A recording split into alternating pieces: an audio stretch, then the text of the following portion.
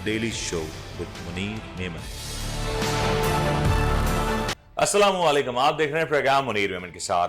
पाकिस्तान में इस वक्त सियासी दर्जा हरारत तो एक तरीके से मध्यम नजर आता है। सियासी एक्टिविटीज उस तरीके से अपने उरूज पे भी नहीं दिखाई देती और ये कहा जाए तो ये सब ने एक फॉल बैक पोजीशन इख्तियार कर ली। हर कोई इस इंतजार में है कि अब अगला कदम कौन लेगा, अगली चाल क्या होगी और जवाबी चाल क्या चली जाएगी। सारा फोकस इसके ऊपर नजर आता है। पाकिस्तान में इस वक्त माशी सूरत हाल की बात करें तो वो किसी भी तौर से, किसी भी एतबार से बेहतर नजर नहीं आती। दूसरी जानिब जो चैलेंजेस का अंबार है वो हर रोज बढ़ता नजर आ रहा है। सियासी अदम इस्तेकाम इस तमाम सूरत हाल को मजीद खराब करता दिखाई दे रहा है और ये बिगाड़ जो हमें देखने में आया कि गुज़श्ता चंद माह से शुरू हुआ, अब वो अपने उरूज पे है।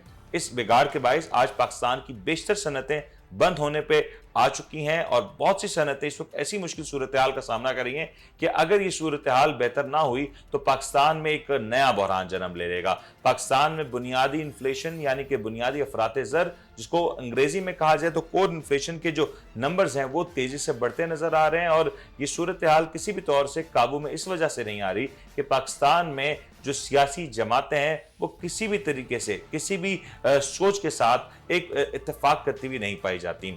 ये वजूहात हैं जो आज पाकिस्तान माली तौर पे और दीगर मामलात के ऊपर मुश्किलात का शिकार है। आज प्रोग्राम में इन्हीं मामलात के ऊपर गुफ्तगू करेंगे और सियासत में आगे क्या कुछ होने जा रहा है, इस्तीफे होंगे नहीं होंगे, असम्बलियाँ तहलील होंगी नहीं होंगी, इसके ऊपर बात करेंगे। इस वक्त हमें ज्वाइन करें प्रोग्राम में जनाब सलमान अहमद साहब, सीनियर तज्जियाकार हैं। गुफ्तगू का आगाज इनसे करते हैं, फिर कोशिश करेंगे कि पाकिस्तान तहरीक इंसाफ के सीनियर रहनुमा जमालुद्दीन सिद्दीकी साहब हमें ज्वाइन कर सकें।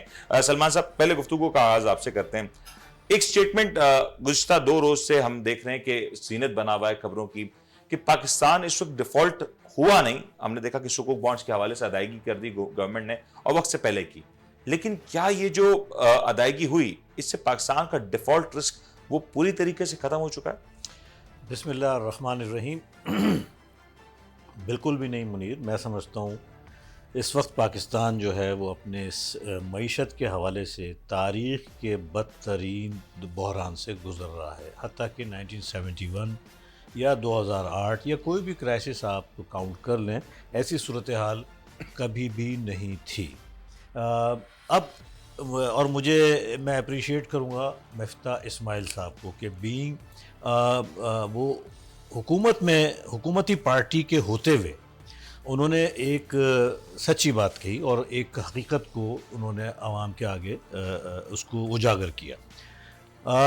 पाकिस्तान टेक्निकली डिफ़ॉल्ट कर चुका है। उसकी वजह यह है कि हम बहुत सारी पेमेंट्स इस वक्त नहीं कर रहे हैं। हम बॉन्ड्स की पेमेंट नहीं कर रहे हैं। हम डिविडेंड जो मैच्योर हो गए, जो फॉरेनर्स डॉलर में पैसे मांगते हैं, वो हमने रोकी हुई हैं।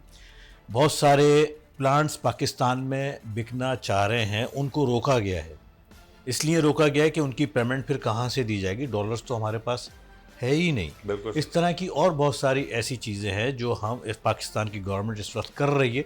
तो हमने आर्टिफिशियली डॉलर को भी मेंटेन करा हुआ है और आर्टिफिशियली डिफ़ॉल्ट होने वाली सिचुएशन को मेंटेन करा हुआ है। हाउएवर, सवरियन गारंटी जो पेमेंट है वो अब 1.5 साल बाद अप्रैल 2024 में पे करी जाएगी। ये एक थोड़ी सी इत्मीनान बख्श बात है। अब इस दौरान में हुकूमत क्या कर रही है, हमें कोई ऐसी एफर्ट्स बज़ाहिर नज़र नहीं आती सिवाय इसके कि बायलैटरली जो दूसरी हुकूमतें, सऊदी अरब से हमारे कुछ इम्कान आते हैं कि शायद वहाँ से हमें कोई सपोर्ट मिलेगी। आज के तो नहीं सलमान साहब, हम देख रहे हैं कि ये हुकूमत जब से इक़्तिदार में आई है तब से कहा जा रहा है कभी सऊदी अरब से पैसे आ जाएंगे, कभी कहा गया IMF के साथ मामला हल हो जाएंगे, कभी ये कहा गया कि रशिया के साथ अब हम ट्रेड शुरू करने जा रहे हैं, चाइना से के हवाले से बड़ी सारी इतलात आई, लेकिन कोई भी प्रैक्टिकली इंप्लीमेंट होती हुई चीज़ नज़र तो नहीं आई इस वक्त। डेफिनेटली ये वजह है, ये वो अनसर्टेनिटी जो आपने बयान करी है, कोई भी ऐसी कंक्लूजन नज़र नहीं आ रहा है, कोई ऐसी हतम ही राय नज़र नहीं आ रही, क्योंकि हमें उसका इम्पैक्ट फिर डॉलर पर भी नज़र आएगा। डॉलर का बज़ाहिर गवर्नमेंट जो ऑफिशियल रेट है उससे 25 रुपये ऊपर भी अवेलेबल नहीं है और ओपन मार्केट में, और इंटरेस्ट रेट की सूरत हाल इस वक्त 16% है। मैं नहीं समझता, अब कल फेडरल रिजर्व ने भी इंटरेस्ट रेट बढ़ाया अमेरिका में, तो मैं नहीं समझता कि ये अगली मॉनेटरी पॉलिसी में अगर यही हालात रहे तो ये ना बढ़े, और ये मैं समझता हूँ एंटी ग्रोथ एलिमेंट होता है इंटरेस्ट रेट का बढ़ना। तो इन तमाम चीज़ों से बिल्कुल ये जाहिर होता है कि अभी कोई भी कॉन्क्रीट हमारे पास डेवलपमेंट नहीं है। हाउएवर कुछ चीज़ें IMF ने कहा है कि बातचीत ज़रूर चल रही है, कुछ वो रेवेन्यू टारगेट्स दे रहा है। ये जो बातचीत हम बात कर रहे हैं, मैं अगर मुफ्ती इस्माइल साहब की गुफ्तगू को कोट करूं, इस वक्त पाकिस्तान का ऑप्शन क्या है? क्योंकि माली एतबार से हम मुश्किलात का शिकार हैं। फिल वक्त हमने डिफॉल्ट रिस्क को अवॉइड कर दिया, हमने पेमेंट्स कर दी हैं, लेकिन ये कितना देर पा होगा IMF प्रोग्राम के बगैर? ये बड़ा सवाल है कि अगर आज पाकिस्तान IMF प्रोग्राम हासिल नहीं कर पाता तो आपकी जो दीगर जो अदारों से फंडिंग आनी है, आपकी वर्ल्ड बैंक से जो आनी है, आपकी एशियन डेवलपमेंट बैंक से जो फंडिंग आनी है, वो सारी फंडिंग वो एक तरीके से रुकी हुई है और सारी फंडिंग सब्जेक्टेड है IMF के हवाले से जो आपके मामलात हैं। और ये जो मौजूदा गवर्नमेंट है, इसके पास मजीद सख्त फैसले लेने की गुंजाइश क्यों नहीं है? क्योंकि अवामी मकबूलियत शायद इस गवर्नमेंट के पास नहीं है, अवामी सपोर्ट उस लिहाज से नहीं है, और फिर आगे इलेक्शंस हैं। ये सारे मामलात हैं, सारे फैक्टर्स जो गवर्नमेंट को मुश्किल फैसले नहीं लेने दे रही, और IMF इस हवाले से आपके लिए रिजिड है कि जब तक वो फैसले नहीं लिए गए IMF प्रोग्राम बहाल नहीं होगा। तो फिर ये सूरत हाल क्या बनती हुई नजर आ रही है इन अ मंथ और 2 टाइम्स? देखिए, IMF से एग्रीमेंट होना इस वक्त वही वाहिद एक हल है, वही रास्ता है। उससे ना सिर्फ वर्ल्ड बैंक या एशियन डेवलपमेंट बैंक या दूसरे मल्टीलैटरल इदारे पीछे हटेंगे, बल्कि बायलैटरल एग्रीमेंट जो सऊदी अरब से, चाइना से, कतर से, UAE से मुमकिन है, वो भी नहीं हो सकता। बग़ैर IMF के कोई मुल्क भी पाकिस्तान में हेल्प आउट नहीं करेगा। तो ये वाहिद एक रास्ता है। इसको अगर ये जितनी बट आपको लगता है कि गवर्नमेंट अगर इस कोशिश में है, अगर मैं ये समझूं इसाक डार साहब को माइंडसेट को देखते हुए कि 1 से 2 माह में आपकी सूरत हाल ऑटोमेटिकली बेहतर हो सकती है, कुछ सूरत हाल आपकी बेहतर हो और IMF की जो शराइत हैं उनकी सख्ती भी कम हो, ऐसा होता हुआ दिखाई दे रहा है आपको? देखिए, अगर जो जो जो हर्डल्स हैं अगर हम उसको काउंट करते हैं, मसलन पॉलिटिकल अनसर्टेनिटी, बिल्कुल सर फहरिस्त ले लेते हैं, इसमें कमी होनी चाहिए चाहे जिस तरीके से भी। कैसे हो सकती है ये भी तो बताए ना, ये अनसर्टेनिटी कम होगी तो कैसे होगी?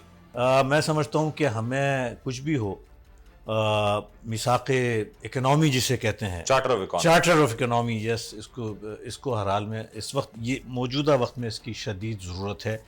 हमें एक चीज़ तय करके फॉर द टाइम बीइंग हमें मईशत को सारा time charter of economy, Salman साहब, इस वक्त ये कहा जाए इन अदर वे इम्प्लीमेंट तो हुआ है। तहरीक इंसाफ इस वक्त इस तमाम तो सूरत हाल का हिस्सा नहीं है, लेकिन दीगर 12-13 पार्टीज आज भी इस चार्टर को इम्प्लीमेंट कर रही हैं या अपनी चार्टर ऑफ डेमोक्रेसी को इम्प्लीमेंट कर रही हैं। तो मेरे ख्याल से एक पार्टी इतना बड़ा फैक्टर तो नहीं अप्लाई कर सकती, और अगर वो कर रही है तो फिर उसकी डिमांड्स इतनी स्ट्रांग हैं तो फिर उसको मानना चाहिए।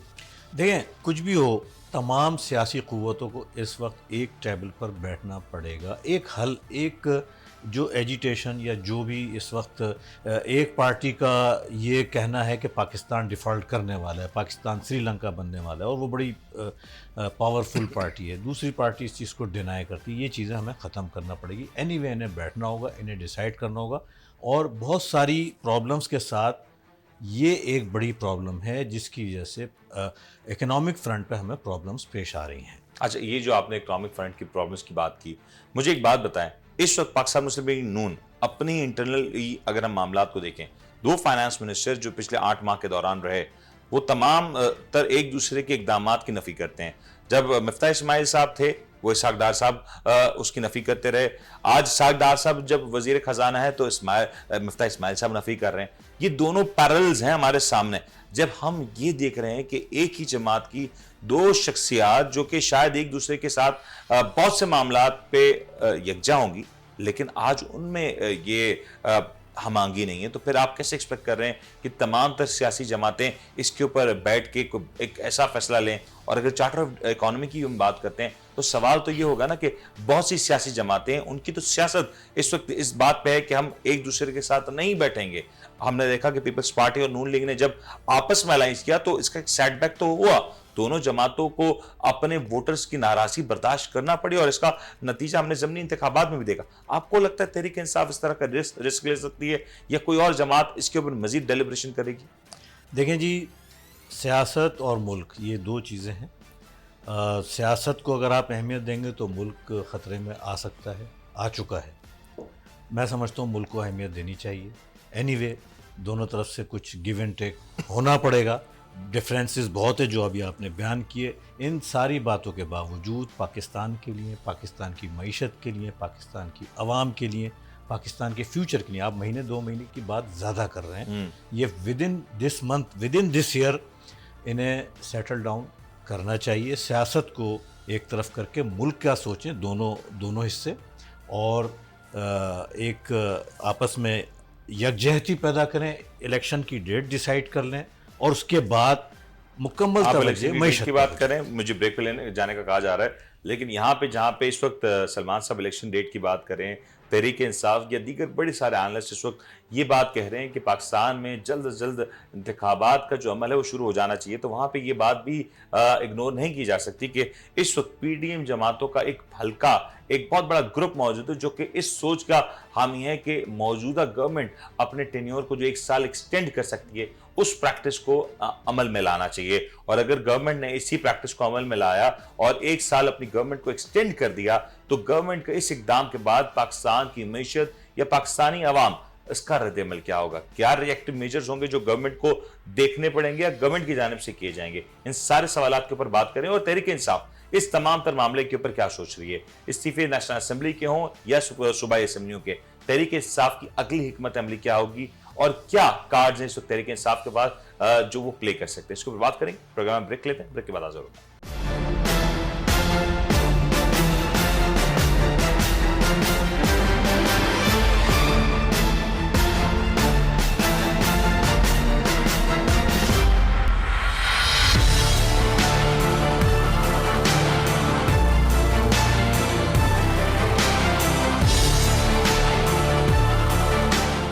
आप देख रहे हैं the daily show with Munir Memon.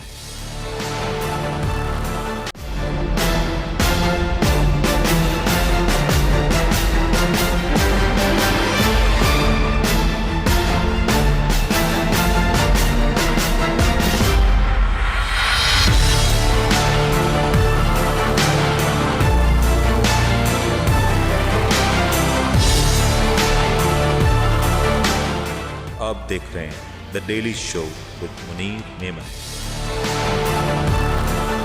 Programme में आपको एक बार फिर से खुशामदीद कहते हैं। जरा तस्करा करेंगे इस वक्त पाकिस्तान में सियासी अमल जिस तरीके से बढ़ रहा है, तहरीक इंसाफ के पास ऑप्शंस क्या हैं? क्या तहरीक इंसाफ के इस्तीफे सूबाई असेंबली के वो अब जमा हो जाएंगे? और दूसरी बात, जो नेशनल असेंबली के इस्तीफे हैं वो भी अभी तक कबूल नहीं हुए। इस्लामाबाद में सुप्रीम कोर्ट में जब समाअत हुई तो जस्टिस मंसूर अली खान साहब ने जो रिमार्क्स दिए कि नेशनल असेंबली के इस्तीफे हैं उनको भी अब आगे की तरफ पेशकदमी होनी चाहिए, उसके ऊपर भी एक ठोस राय आनी चाहिए। इसी हवाले से गुफ्तगू करेंगे। हमारे साथ ज्वाइन करें जनाब जमाल सिद्दीकी साहब, पाकिस्तान तहरीक इंसाफ के सीनियर रहनुमा हैं। इनसे जरा जानेंगे कि तहरीक इंसाफ मौजूदा सियासी सूरत हाल में अब क्या करने जा रही है। जमाल साहब अस्सलाम वालेकुम।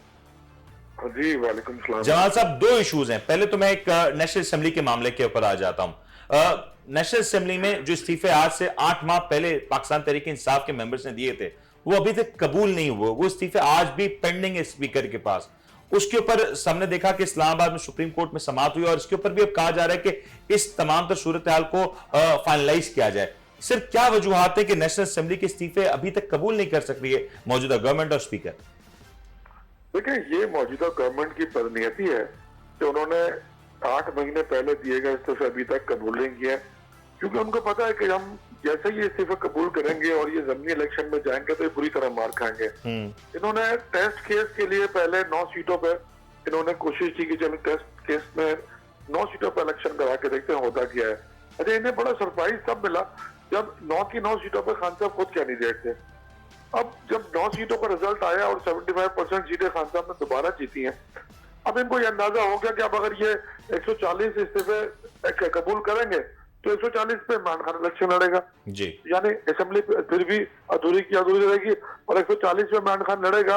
और अगर 70% इसमें जीत जाता है इमरान खान, 70% 60% में जीत जाता है, तो 80-90 100 सीटें जो अकेला इमरान खान जीतेगा तो पाकिस्तान का सियासी माहौल बदल जाएगा। बिल्कुल सही। इस खौफ में इन्होंने बाकी इस्तीफे एक्सेप्ट ही नहीं किए, एक्सेप्ट कर भी लिए तो 30 डेज में इलेक्शन कमीशन इस पे जल्दी अनाउंस करेगा बाय लॉ, और जमीन अनाउंस हुआ तो इमरान खान ही कैंडिडेट होगा।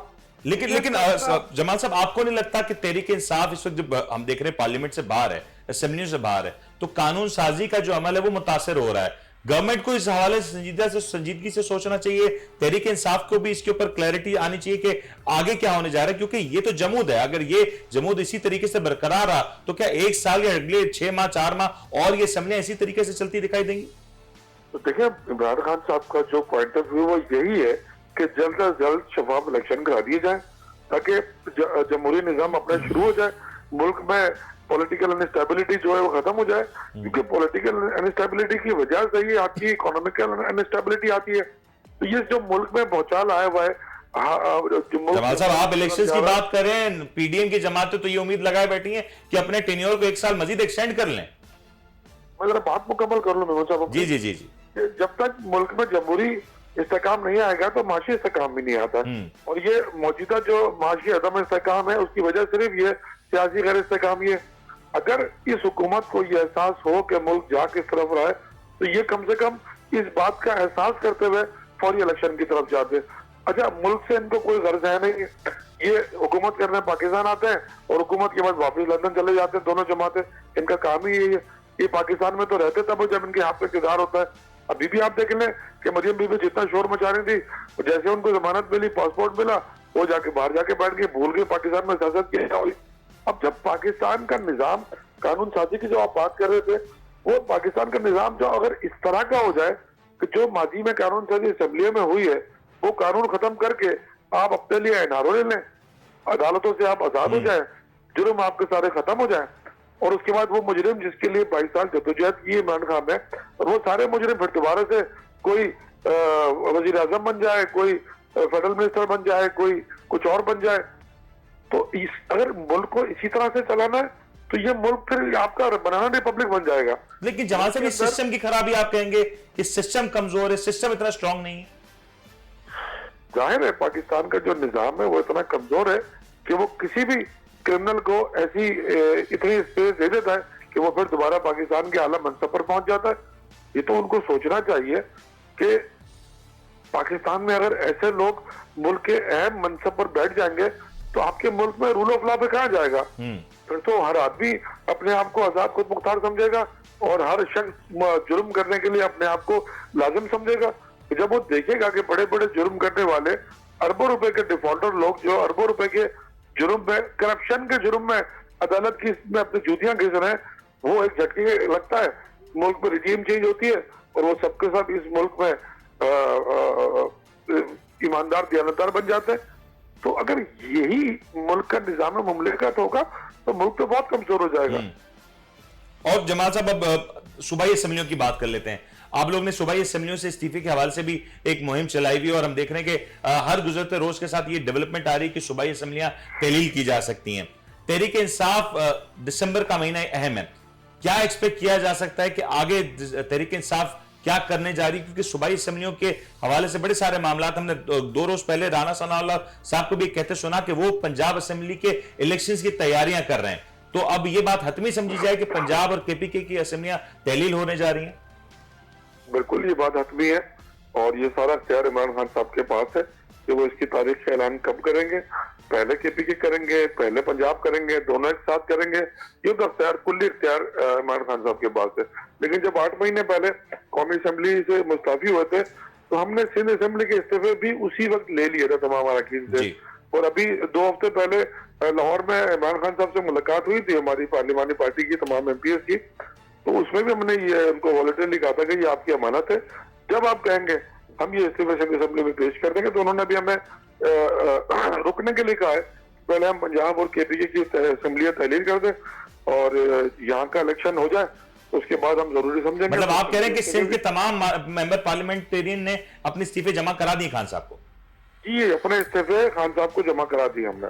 ठीक हो गया, मैं आपकी तरफ आता हूं। जमाल साहब, सलमान साहब, आपने जो गुफ्तगू सुनी, जमाल साहब जो गुफ्तगू फरमा रहे हैं, जमाल साहब की पार्टी तो इस्तीफा हाथ में देके बैठी है और वो तो तैयार है कि असेंबली डिसॉल्व हो जाती हैं।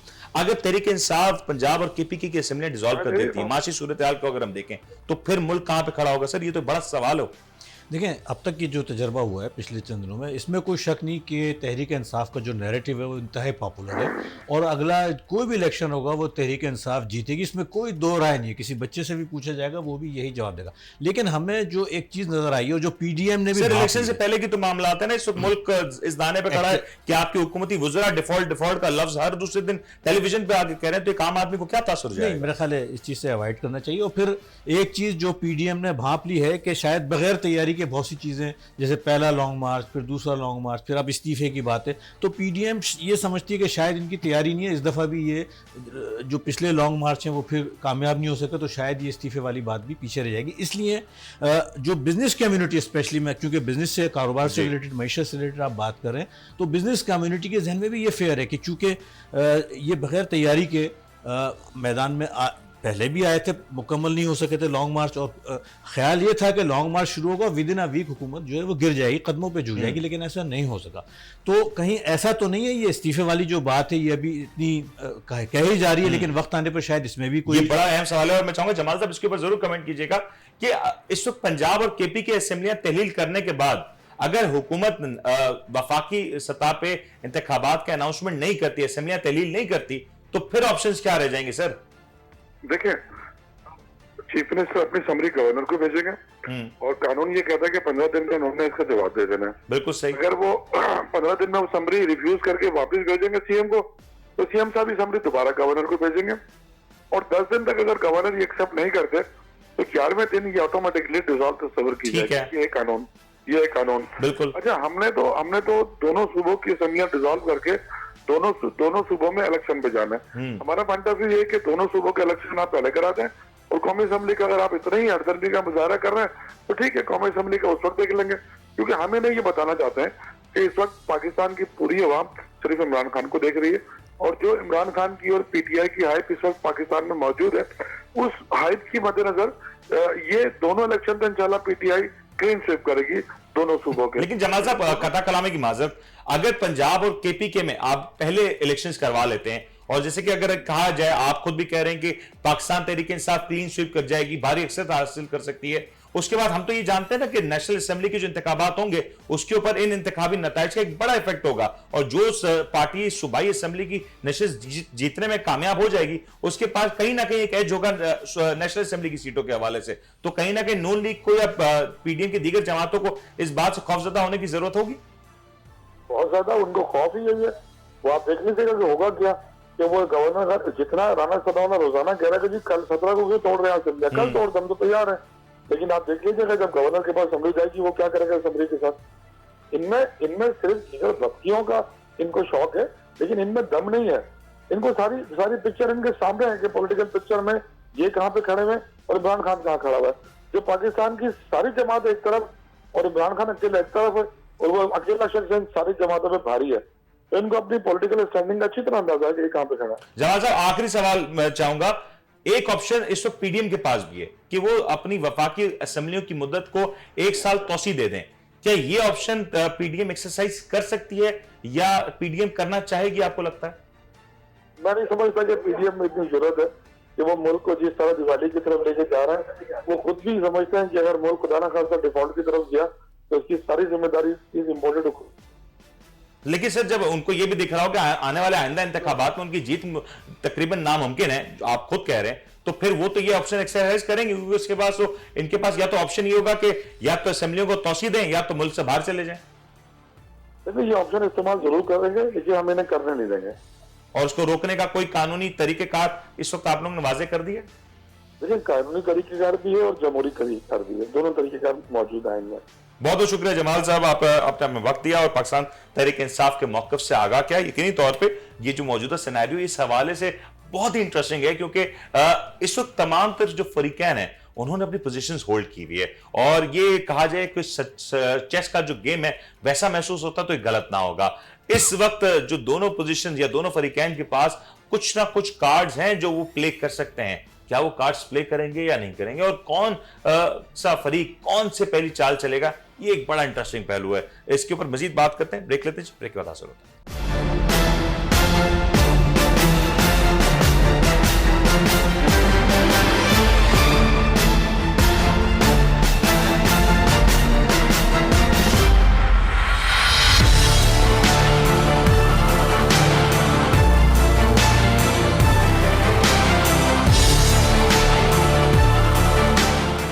आप देख रहे हैं the daily show with Munir Memon.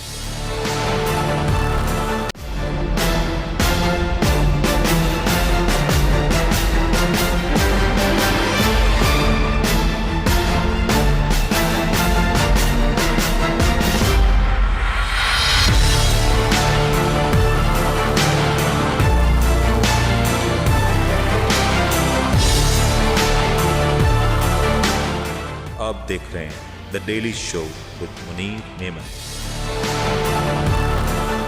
Programme में आपको एक बार फिर से खुशामदीद कहते हैं। हमने गुफ्तगू सुनी जमाल सिद्दीकी साहब की, पाकिस्तान तहरीक इंसाफ के सीनियर रहनुमा, और उन्होंने जो कुछ बात बताई उससे इस बात का इशारा तो मिल रहा है कि तहरीक इंसाफ सूबाई असम्बलियां बहुत जल्द तहलील कर सकती है। खान साहब ने इस्तीफे भी हासिल कर लिए अपनी जमात के तमाम तर सूबाई असम्बली के मेंबरान से, और ये इस्तीफे कब एक्सरसाइज किए जाते हैं, इसके ऊपर कब ये मशक की जाती है, ये एक बड़ा सवाल है। लेकिन क्या इसके बाद भी ये जो बहरान है, क्या ये टल सकता है?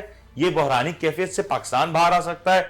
इसके ऊपर जरूर बात करनी चाहिए। सलमान साहब, आपको लग रहा है कि, मुझे जो महसूस हो रहा है, मैं अपनी पहले बात बता देता हूं, मुझे तो ये महसूस हो रहा है कि आज अगर इलेक्शंस का अनाउंसमेंट हो जाता है तो बहरान टल नहीं रहा, बहरान नया आ रहा है। मतलब एक के बाद एक हम दूसरे इवेंट को दावत दे रहे हैं। मुझे तो ऐसा महसूस हो रहा है, चीजें हल नहीं हो रही। देखें, मैं बताऊं कि कुछ चीज़ें और भी ऐसी हैं जो हमें डिस्कस करना पड़ेंगी इस मौजू के हवाले से। मकबूलियत यकीनन है तहरीक इंसाफ की, इसमें कोई शक नहीं। कबूलियत सर, इलेक्शन डे की मकबूलियत अलग है ना। कबूलियत देखना होगी, मेरा इशारा समझें। मकबूलियत मौजूद है, कबूलियत देखना होगी।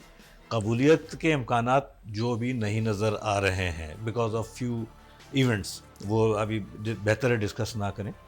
तो अगर कबूलियत हुई और नजर आई तो यकीनन सारे सर, जहाँ कबूलियत हो वहाँ मकबूलियत की जरूरत तो नहीं होती है, तो आपको खास तौर पाकिस्तान की सियासत। मगर अब क्या है कि हम रिवर्स गेम खेलकर आए। खान साहब बिल्कुल समझ लें कि कहीं और से रिवर्स गेम खेलकर आ रहे हैं, मकबूलियत की सतह को छू रहे हैं और कबूलियत नजर नहीं आती। लेकिन ये मकबूलियत, चले मैं मकबूलियत और कबूलियत दोनों के ऊपर बात कर लेता हूं। आपने कहा मकबूलियत है तहरीक इंसाफ के पास, खान साहब इस वक्त एक बेहतर पोजीशन में भी नजर आते हैं। लेकिन हमें यह भी पता है कि अगर इस मकबूलियत की वजह से हुकूमत खौफजदा हो गई, या हुकूमत को यह महसूस हुआ कि इस मकबूलियत के ऊपर की वजह से उनके हवाले से मुश्किलात आ जाती हैं, तो कबूलियत कहीं ना कहीं इस वक्त उनके पास है। हो सकता है ये तासुर तो है ना? जी जी गलत जी, तो नहीं है। जी जी, और अगर ये तासुर है तो फिर आपको ये भी पता है कि पाकिस्तान में मकबूलियत शायद उस तरीके से अहमियत नहीं रखती जिस तरीके से कबूलियत रखती है। देखें, जो अभी मकबूलियत का जो ग्राफ है वो इस कदर इतना ज्यादा है, और हालात ऐसे आज का तो नहीं है ना सलमान साहब। खान साहब को जिस रात बरतरफ किया गया, खान साहब जिस तरह वजीर आजम हाउस से बाहर निकले, उस रात भी हमने एक बड़ा रद्द-ए-अमल देखा। पाकिस्तान की तारीख में इतनी बड़ी तादाद में लोग सड़कों पे नहीं आए। खान साहब गुज़िश्ता 6 माह तक लगातार जलसे करते रहे, हर गली, हर मोहल्ला, हर सड़क को उन्होंने जाके आवाम से बात की। खान साहब को इस दौरान खान साहब के ऊपर जानलेवा हमला किया गया, खान साहब बाल बाल बचे, महफूज रहे। उस सब के बावजूद आज हमने देखा कि हुकूमत अपने मौक़िफ़ पे डटी हुई है, और जो हुकूमत के साथ के जो मामलात हैं या जो कबूलियत वाले मामलात हैं, वो भी तो सर अपने मौक़िफ़ पे हैं। वो तो तब्दीली के बाद भी वहाँ पे तब्दीली फिलहाल नज़र नहीं आ रही। देखें, आपके प्रोग्राम का आगाज़ मईशत से था, और मईशत की मजबूरी सबसे बड़ी है। कबूलियत करना पड़ेगी, मकबूलियत अपनी जगह है, कबूलियत पे। अच्छा, चले मैं एक सवाल दूसरा कर लेता हूँ। इस वक्त पाकिस्तान को फॉरेन पॉलिसी के एतबार से मैं बात करूं, बिलावल साहब ने मुख्तसर वक्त में बड़े सारे दौरे किए, और पाकिस्तान की आवाम का बहुत बड़ा ज़र मुबादला वो बाहर गैर मुल्की दौरों पे लुटा भी दिया। लेकिन उससे फिलहाल कुछ हासिल हसूल इस एतबार से पाकिस्तान को तो ना हुआ कि कोई डॉलर्स आते, कोई बिजनेस आता, कोई ट्रेड आती। आप, अगर मैं ये एज अ इंडिपेंडेंट ऑब्जर्वर में अगर आपसे ये सवाल पूछूं कि कोई भी दूसरे मुल्क की हुकूमत या कोई भी आपका ऐसा इदारा एक ऐसी हुकूमत के ऊपर क्यों भरोसा करके अरबों डॉलर की इन्वेस्टमेंट करेगा जिसकी मुद्दत शायद 2 या 3 या 4 माह की रहे, या बहुत ज्यादा 5 से 6 माह की रह जाए, और उसके बाद वो भी एक सर्वे करा रहे होंगे, उनको भी इस बात का अंदाजा होगा कि इस वक्त किस पार्टी की मकबूलियत है, आने वाले इंतखाबात में कौन सी जमात जीत सकती है, कौन सी जमात की क्या पोजीशन है। ये सारी मुल्कों की एजेंसीज करती हैं। आप किसी को भी 1 अरबों रुपए की इन्वेस्टमेंट ऐसे तो नहीं देते थे। तो जब यहां पे अगर श्योरिटी ही ना हो तो फिर आप इतना बड़ा फैसला लेंगे, और अगर ये फैसला नहीं हो रहा तो इसका मतलब तो यही रुकावट है ना पाकिस्तान के लिए। देखिए, मैं इसका जवाब इस तरह से दे सकता हूँ कि जब पीडीएम की हुकूमत आ रही थी, बिजनेस कम्युनिटी को बड़ी उम्मीदें वाबस्ता हो गई थी, क्योंकि सर वो प्रोपेगेंडा। उम्मीद एक ट्वीट तक थी महदूद। जी, वो ट्वीट जो एक दिन हुआ था ना, वही एक दिन था, उसके बाद मेरे ख्याल से उम्मीदें सारी जो थी। यकीनन ये बाद में हुआ, लेकिन पहले उम्मीदें थी, बहुत सारी उम्मीदें थी। ये कहा जा रहा था कि हम आईएमएफ को भी संभाल लेंगे, ये कहा जा रहा था हमारे अमेरिका के जो रिलेशंस ख़राब हो गए उसको हम बहाल कर देंगे, ये कहा जा रहा था सऊदी अरब नाराज़ है, चाइना नाराज़ है, हम उन्हें ट्रैक पर ले आएंगे। यही हमारे बड़े बड़े मसले थे जिसकी वजह से मईशत प्रॉब्लम में आ रही थी। तो बिज़नेस कम्युनिटी को बड़ी उम्मीदें थी, लेकिन एक एक करके आपने बिलावल साहब की मिसाल दी, बिल्कुल दुरुस्त मिसाल दी। मैं नहीं समझता कि बिलावल साहब जितने दौरे कर रहे हैं शायद वो इसी लिहाज से कर रहे हैं कि 2-3 महीने रह गए, जितना घूम फिर लें, जितना एंजॉय कर लें, अपनी वजारत से वो करना चाहते हैं करते रहेंगे। हाउएवर जो प्रोडक्टिविटी की जो उम्मीद एक बिज़नेस कम्युनिटी ने और पाकिस्तान की आवाम ने लगाई थी उसको, और बिज़नेस कम्युनिटी ने ज़्यादा, क्योंकि वो कैलकुलेशन करते हैं आगे की, बिल्कुल सही। तो वो अभी पूरी होती हुई नहीं लग रही। ना सिर्फ बिलावल साहब बल्कि दीगर प्राइम मिनिस्टर साहब या जितनी भी कोशिशें, हत्ता कि आपके इसहाक डार साहब भी अब जो है माजरत के साथ वो मिफ्ता इस्माइल खड़े होकर उन पर उंगली उठा रहे हैं। तो इसका मतलब है पूरी टीम जो है वो नाकाम हो चुकी है। बिलावल साहब तो बहुत पीछे के हैं। अच्छा, फाइनल सवाल ये भी करता दें, अगर मैं ये समझूं कि आज हुकूमत ये फैसला कर लेती है कि आज इंतखाबात हो जाते हैं, चलें कल हुकूमत 1 जनवरी को कहती है कि हम तहलील कर देते हैं, 1 जनवरी से 3 माह के लिए एक इंटरिम गवर्नमेंट आएगी। जब भी ये हुकूमत तहलील होगी, इसका 3 माह के लिए कम से कम इंटरिम गवर्नमेंट होगी जो आपके इलेक्शन के प्रोसेस को मुकम्मल करेगी। सर ये जो 3 माह इंटरिम गवर्नमेंट के होंगे, इस वक्त पाकिस्तान माली तौर पर क्या इतना मुस्तहकम है? और मैं दूसरी चीज ऐड कर दूं, इस वक्त पाकिस्तान की जो सरहदी मामलात हैं, जो आपकी ईस्टर्न एंड वेस्टर्न बॉर्डर्स हैं, सर उसके ऊपर जो एक्टिविटीज हो रही हैं, सर वो 3 माह की जो गवर्नमेंट होगी वो कैसे इसको टैकल करेगी? उसके लिए तो एक बड़ा चैलेंज होगा। सरहदी मामलात आपने पॉइंट आउट करें, ये हाल ही में और ख़ास तौर पे पिछले 1-2 दिन में बड़ी शिद्दत इख्तियार कर गए। बिल्कुल, ये एक अलहदा ख़तरनाक फैक्टर है पाकिस्तान के लिए। मईशत तो ख़राब हो ही रही थी, अब ये चीज़ें भी उभरना शुरू हो गई हैं। देखें, हल तो सिर्फ और सिर्फ इलेक्शन में ही है। जब तक ये इलेक्शन, सर पर इसका डिले होना ये भी तो एक बड़ा सवालिया निशान है ना। क्या हमारे पास इतना वक्त है, इतनी गुंजाइश है कि हम इसको मज़ीद डिले कर सकें? देखें, अब ये मैंने कहा ना कि मकबूलियत की जहाँ तक ताल्लुक़ है तो मिलजुल कर बिठाया जाए और एक मुश्तरका लाए अमल बनाया जाए। यकीनन बनाने की ज़रूरत है, और वो इस तरह का लाए अमल हो कि जिसमें एक काम करने का एक रास्ता बन सके, और जो काम हो सकता है वो काम मुकम्मल हो जाए। इस बात की शदीद ज़रूरत है। मैं आपसे बिल्कुल आपकी बात से मुत्तफ़िक़ हूँ कि अगर पोलराइजेशन रही और उसमें इलेक्शन की तरफ भी जाते तो शायद वो प्रोडक्टिविटी हमें ना मिल सके, या वो बातें जो बिजनेस कम्युनिटी आम आवाम सोचती है, क्लियर मैंडेट अगर किसी जमात के पास ना हो तो शायद इलेक्शंस का भी होना फायदा ना दे। ये इलेक्शन होंगे, ये तो बात की बात है, मगर मैं समझता हूँ कि इस वक्त इनको मिलके एक मुश्तरका लाया अमल जिसे चार्टर्ड ऑफ इकोनॉमी कहते हैं, एक मुख्तसर दौरानिए का ज़रूर साइन करना चाहिए। कॉन्फिडेंस लेवल देना चाहिए। कॉन्फिडेंस लेवल हर लेवल पर बहुत डाउन हो चुका है। इससे यकीनन थोड़ा बहुत कॉन्फिडेंस लेवल में इजाफा होगा, और इंशाल्लाह अल्लाह करे कोई इन द मीन टाइम कोई बायलैटरल एग्रीमेंट होता है, कोई सपोर्ट आती है, वो भी ज़रूरी है। वो सारी चीज़ें अभी ज़रूरी हैं, हम उस स्टेज पे पहुंचे। बिल्कुल ठीक है, और यकीन तौर पे जो पॉइंट बड़ा वैलिड है कि इस वक्त पाकिस्तान में आवाम की जो मुश्किलात हैं वो हर रोज़ बढ़ती जा रही हैं। पहले तो ये कहा जाता था हर गुजरते दिन के साथ इन मुश्किलात में इजाफा हो रहा है, लेकिन अब ये कहा जा सकता है कि हर गुजरते लम्हे के साथ इन मुश्किलात में इजाफा हो रहा है, तो गलत ना होगा। पाकिस्तान में अशिया खुर्दनोश की जो कीमतें हैं वो हर वक्त हर लम्हा तब्दील हो रही हैं, बढ़ती हुई दिखाई दे रही हैं। आज आप आम आदमी की, आम सारिफ की कोई भी चीज़, मैं अगर बेसिक यूटिलिटीज़ की बात करूं, आटा, दाल, चीनी, अंडे, दूध, आज हर एक चीज़, हर एक अशिया अपनी महंगाई के उरूज पे नजर आती है। ये जो कहा जाए कि एक आम आदमी का जिंदगी गुजारना, जिंदगी बसर करना मुश्किल होता जा रहा है, तो गलत ना होगा, बल्कि नामुमकिन सा हो गया तो भी गलत ना होगा। दूसरी बात, इस चीज ने एक और जो बड़े मामले को जन्म दिया कि पाकिस्तान के बड़े शहरों में जो स्ट्रीट क्राइम के जो नंबर हैं उसमें बहुत बड़ा इजाफा हो रहा है। आज कराची शहर की बात करें तो हर रोज इस तरह के वाकयात इत्तलात आती हैं कि डकैती, चोरी के दौरान कोई शख्स अपनी जान से हाथ धो बैठा, कोई शख्स शहीद हो गया, कोई शख्स कोई डकैत अवाम के हाथ छोड़ के वो हलाक हो गया। ये सारी जो सूरत हाल है ये बड़े सारे इश्यूज को हाईलाइट कर रही है। इस वक्त हुकूमत को चाहिए क्या? हुकूमत को यही चाहिए कि एक बेहतर हिकमत अमली के तौर पे अपनी मकबूलियत या अपनी कबूलियत को पसे पर्दा रखते हुए अपने मामलात को बेहतर करे और अपने मामलात से बेहतर अपने अवाम के मामलात को। क्योंकि अगर आज ये तस्वुर कर भी लिया जाए कि शायद अगली बारी किसी जमात को नहीं मिलती, तो वो जमात अपनी मेहनत से, अपनी सियासी सूझबूझ से, अपनी सियासी बसीरत से उसके बाद आने वाले जो इंतखाबी अमल होगा उसमें एक बेहतर परफॉर्मेंस दिखा सकती है, सूबाई सतह पे एक बेहतर परफॉर्मेंस दिखा सकती है। और ना सिर्फ ये कि आने वाले इंतखाबात के अलावा उसके बाद जो इंतखाबात होंगे उसमें दिखा सकती है, बल्कि इसके बाद जो असम्बलियां बनेंगी, जो नई क़यादत आएगी, जो नई लीडरशिप सामने आएगी, उसके साथ भी अगर ये तमाम तर पार्टीज मुत्तफक होके एक लॉन्गर टर्म के लिए चार्टर ऑफ इकोनॉमी के ऊपर काम करें, तो फिर मैं नहीं समझता कि पाकिस्तान को तरक्की की राहों पे चलने बल्कि दौड़ने से कोई रोक सकता है। पाकिस्तान में हर तरह का पोटेंशियल है, पाकिस्तान में हर तरीके की रिसोर्सेज मौजूद हैं, लेकिन जरूरत किस बात की है, एक ऐसी लीडरशिप की, एक ऐसी डायरेक्शन की, एक ऐसे तसलसल की जो पाकिस्तान को आगे ले जा सके। उम्मीद करते हैं आपको आज का प्रोग्राम पसंद आया होगा। सलमान साहब आज आप स्टूडियो में तशरीफ लाए, आपका शुक्रिया। अपने मेजबान मुनीर को इजाजत दीजिए, अपना बहुत बहुत ख्याल रखिएगा। अल्लाह हाफिज।